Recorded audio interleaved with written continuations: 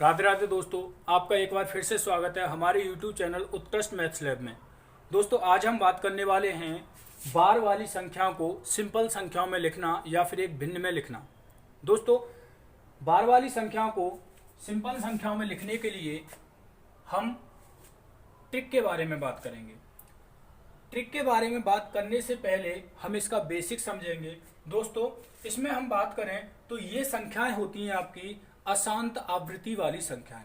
अशांत आवृत्ति वाली संख्याएं दोस्तों जैसे कि मैंने ये लिख दिया 0.3, ये बार, इसका मतलब होता है दोस्तों 0.3333 डॉट डॉट डॉट डॉट, इस तरह से ये संख्या होती है। इसका मतलब है कि यह संख्या अशांत है क्योंकि डॉट डॉट जा रहा है, आवृत्ति है क्योंकि लगातार 3 की क्या हो रही है, आवृत्ति हो रही है। तो इस संख्या को शॉर्ट रूप में लिखने के लिए उस पर क्या लगा देते हैं, जिस अंक की आवृत्ति होती है उस पर क्या लगाते हैं दोस्तों, बार लगा देते हैं। तो इन संख्याओं को एक सिंपल संख्या में कैसे लिखें वो हम सीखेंगे। देखिए दोस्तों इसमें इस प्रकार की संख्याओं पर सिर्फ 4 प्रकार के क्वेश्चन बनते हैं और चारों ही क्वेश्चन मैंने यहाँ पर रख लिए हैं। ठीक है, तो देखिए दोस्तों सबसे पहले मैं यहाँ पर इसकी बेसिक के बारे में बात करता हूँ। यहाँ पर दोस्तों मैं बात करता हूँ बेसिक के बारे में। हमारे पास संख्या है x बराबर 0.3 पर बार, ये संख्या है। ठीक है, तो दोस्तों इसको मैं लिख सकता हूँ x बराबर 0.333 डॉट डॉट डॉट डॉट अनंत, इस तरह से लिख सकता हूँ। देखिए दोस्तों यहाँ पर आपको ये देखना है कि संख्या कितने अंकों पर बार है। जितने अंकों पर बार है उतनी ही जीरो वाली संख्या का गुणा दोनों तरफ कर देना है। जैसे कि 10 एक जीरो वाली संख्या है क्योंकि एक ही अंक पर बार है, तो इसीलिए 10 का गुणा दोनों तरफ करेंगे। जब मैंने 10 का गुणा इधर किया तो ये 10x हो जाएगा, इधर 10 का गुणा करूंगा तो ये जो दशमलव है वो इधर से खिसक के यहाँ आ जाएगा और ये लिख देंगे हम 3.3333 डॉट डॉट डॉट डॉट अनंत। ठीक है दोस्तों, अब आपको क्या करना है, जो पहला वाला इक्वेशन है उसको माइनस कर देना है दूसरे वाले में से। ठीक है, तो देखिए मैं 10x में से x माइनस करता हूँ, 10x माइनस x बराबर, इसी प्रकार यहाँ पर 3.3333 डॉट डॉट डॉट डॉट अनंत में से माइनस करता हूँ 0.3333 डॉट डॉट डॉट डॉट अनंत। ठीक है, देखिए 10x में से x माइनस किया तो यहाँ पर आ गया 9x बराबर, यहाँ देखिए दोस्तों 3.3333 ये वाला पोर्शन और ये वाला पोर्शन दोनों एक जैसे हैं। जब मैंने इसमें से ये माइनस किया तो इससे ये पूरा खत्म हो जाएगा, यहाँ पर बचेगा सिर्फ 3 और x बराबर लिख देंगे दोस्तों 3/9। ये हमारा आ जाता है दोस्तों आंसर। ये तो हो गई दोस्तों बेसिक की बात। ठीक है, लेकिन आपको बेसिक से क्वेश्चन सॉल्व नहीं करना है, हम बात करेंगे दोस्तों ट्रिक के बारे में, लेकिन बेसिक आना जरूरी है। ठीक है, अब हम बात कर लेते हैं दोस्तों ट्रिक के बारे में। ट्रिक के बारे में बात करें दोस्तों तो आपको क्या करना है, जैसे कि सबसे पहला क्वेश्चन है 0.3 डैश, इसको आपको सॉल्व करना है। तो सबसे पहला काम है दोस्तों कि बार और दशमलव दोनों को हटा दीजिए। अब जितने अंकों पर बार था उतने नीचे रख दीजिए 9, आपका आंसर आ जाएगा। एक प्रकार का क्वेश्चन तो ये बनता है दोस्तों कि अंक दे रखा है और उस पर क्या दे रखा है, बार दे रखा है। ठीक है, तो इसका आंसर हो जाएगा दोस्तों हमारे पास 3/9। ठीक है, इसी प्रकार इसके बारे में बात कर लेते हैं। अगला क्वेश्चन है दोस्तों 0.23 और दोनों पर बार है। हमने क्या बताया था अभी, आपको क्या करना है, बार और दशमलव दोनों को हटा दीजिए, दोनों हटा दिए। अब कितने अंकों पर बार लगा हुआ है, 1 2, जितने अंकों पर बार है उतने रख दीजिए नीचे 9। ये आपका हो जाएगा दोस्तों आंसर 23/9। समझ में आ गया होगा दोस्तों। अब हम बात करते हैं तीसरे प्रकार का क्वेश्चन कौन सा है दोस्तों, इसके बारे में बात कर लेते हैं।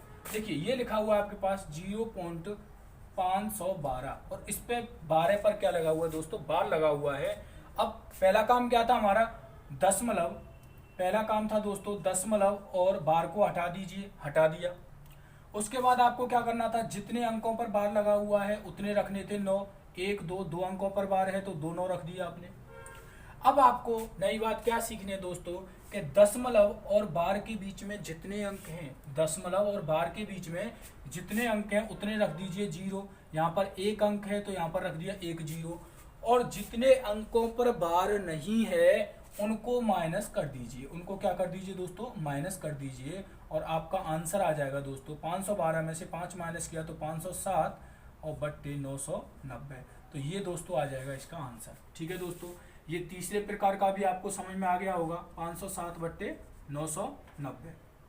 ठीक है, अगला टाइप है दोस्तों, इसके बारे में बात करें तो इसमें हम बात कर लेते हैं 1.241 और 41 पर क्या लगा हुआ है दोस्तों, बार।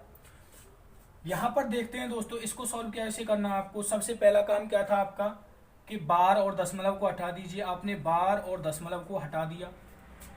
दूसरा काम था कि जितने अंकों पर बार है उतने रख दीजिए जीरो। तो 2 अंकों पर बार है, 2 जीरो रख दिया आपने। अब आपको क्या देखना है कि दशमलव और बार के बीच में कितने अंक हैं। दशमलव और बार के बीच में कितने अंक हैं दोस्तों, 1, तो उतने रखने हैं आपको जीरो। अब आपको तीसरी बात क्या थी कि जितने अंकों पर बार नहीं है, 1 और 2 दोनों पर बार नहीं है, उनको कर दीजिए दोस्तों माइनस। इसको कर दिया हमने माइनस। ठीक है, जब हम इसे सॉल्व करते हैं 1241 में से 12 माइनस करते हैं, 11 में से 2 जाएगा 9 बचेगा, 3 में से 1 जाएगा 2 बचेगा और ये 12। ये हो जाएगा दोस्तों 1229 बट्टे 990। ठीक है, तो दोस्तों इसका आंसर आ जाएगा हमारे पास 1229 बट्टे 990। तो दोस्तों आशा करता हूं ये इस प्रकार के क्वेश्चन को सॉल्व करना आ गया होगा आपको। जितने भी बार वाली संख्या हैं उनको आप इसी मेथड से आसानी से चुटकियों में सॉल्व कर सकते हैं, और इसके अलावा और किसी टाइप का इसमें क्वेश्चन नहीं बनता है। देखिए दोस्तों, बार वाली संख्या पर ही एक क्वेश्चन देख लेते हैं वर्गमूल का। जैसे कि इसमें दे रखा है रूट 0.4 बार का स्क्वायर रूट क्या होगा। ठीक है, और ये हमारे पास ऑप्शन है। इस प्रकार के क्वेश्चन एग्जाम में अक्सर आते हैं दोस्तों। तो सबसे पहले आपको क्या करना पड़ेगा दोस्तों, इसको एक सिंपल संख्या में बदलना पड़ेगा। तो सिंपल संख्या में बदलने के लिए दोस्तों मैं क्या करता हूं, जैसे कि हमारे पास लिखा हुआ है 0.4 बार, तो इस संख्या को मैं सिंपल संख्या में बदल लेता हूं दोस्तों। सिंपल संख्या में बदलूं तो सबसे पहला काम क्या था दोस्तों हमारा कि दशमलव और बार को हटा दीजिए। तो मैंने दशमलव और बार को हटा दिया। ठीक है, कितने अंकों पर बार है, 1 अंक पर बार है, और उतने ही रखने थे हमने, 9 रख दिया। अब दोस्तों 4/9 का वर्गमूल तो आता है ना आपको। 4/9 का वर्गमूल क्या हो जाएगा दोस्तों, 4 का वर्गमूल 2 और 9 का वर्गमूल हो जाएगा 3। तो इसका वर्गमूल आ जाएगा दोस्तों 2/3।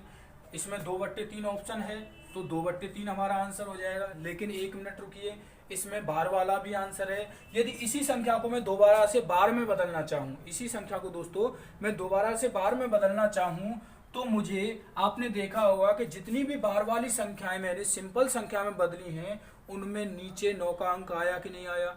तो इसको वापस से बार में बदलने के लिए यहाँ पर 3 को हमें 9 में बदलना पड़ेगा, और 3 को 9 में बदलने के लिए 3 का गुणा ऊपर किया, 3 का गुणा नीचे किया, तो दोस्तों ये हो जाएगी आपकी 6/9।